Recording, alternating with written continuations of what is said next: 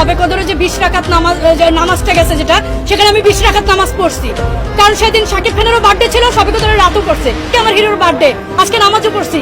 আজকে হিরোর নামটা আগে নিয়ে আমি মোনাজাত ধরবো।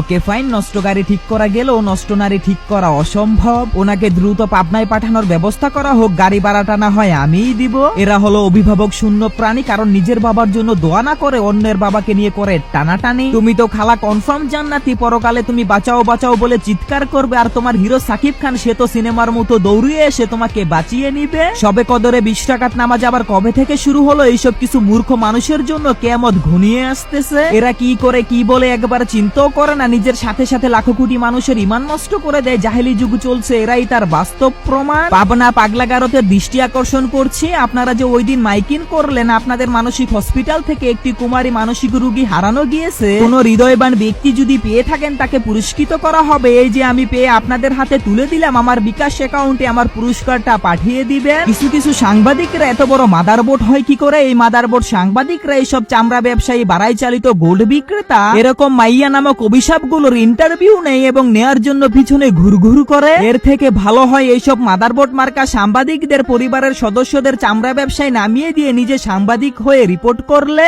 ধন্যবাদ।